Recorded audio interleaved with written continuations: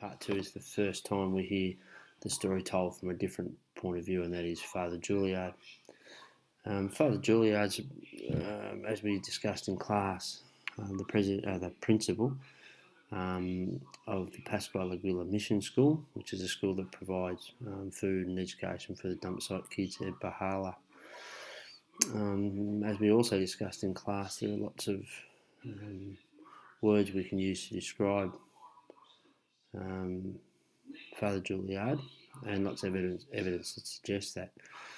I'm going to flick through and look for some of those now very quickly. We see his passion, his compassion, and his dedication through evidence like that, where he says that he fell in love with the place and he's been there ever since. We also see that he's a 63-year-old man, but is still working really hard with these little kids, and that shows a certain level of compassion. We see that he's a pretty streetwise sort of person. He understands he doesn't live in some sort of fantasy world, as he has to bribe the children to go to school. He understands also on the other on one of the pages, I'll see if I can find it, where he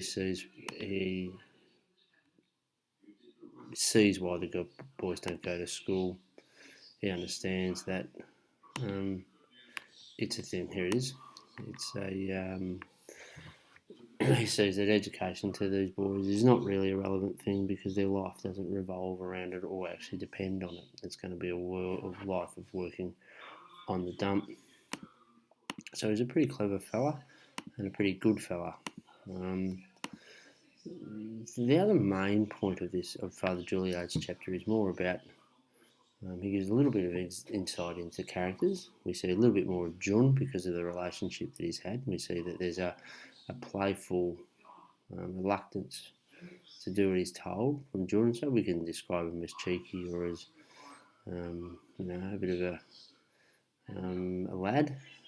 But this descriptions from Father Juilliard always positive. He always speaks about Rat in a very, very positive light. Even when he describes him as climbing the outside of the building like a monkey, it's still in a positive light, pointing out the good things that he can do. The other main point of this chapter is it's where we see a bit more evidence of the corruption that exists, and the corruption is a theme that runs throughout the book, and that idea of the powerful not helping the powerless, so the government and the police not actually there to help the boys, but there to actually make their life a little bit more tricky, and that becomes a bit more clear in the chapters that follow. Father Juilliard describes Pascual Aguila as one of the country's lesser-known freedom fighters, and then on page number 47, as it says in my book, there's lots of examples of what fighting corruption in a city like this would look like. I'm just trying to find some examples of his efforts to fight corruption. I'm trying to make it all purple. I do apologise for my poor skills. Try to make that purple. Come back to that. This talks about some of the work that Pascual had done.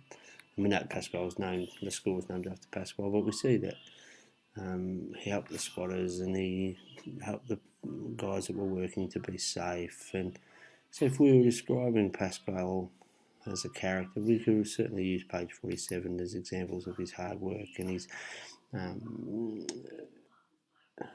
work against corruption. But we can also look at this as a chapter about corruption.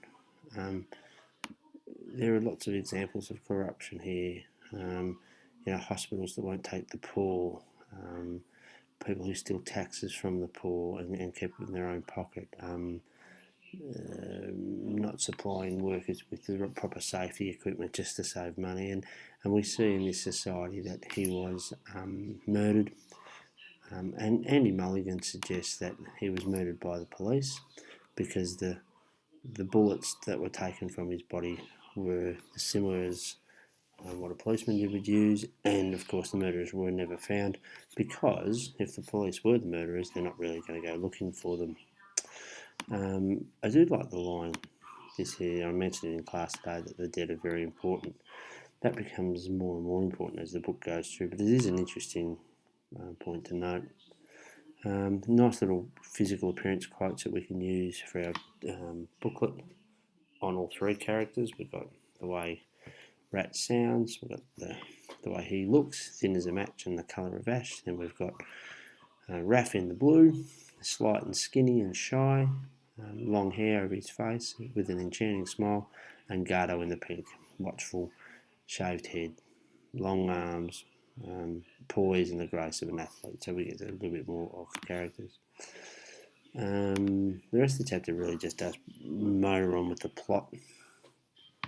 It tells us the boys are looking for Gabriel Alondras, and we see at the end that Father knows that they weren't looking for a quiz, they were actually doing something else, and so Jose Angelico and Gabriel Alondras, who we know is a prisoner, and we're not really sure where Jose is at the moment, but we certainly do find out very shortly. Yeah, okay, so that'll do for that chapter. Chapter 2 is a very tough chapter, as I said in class today, and we will follow that through tomorrow.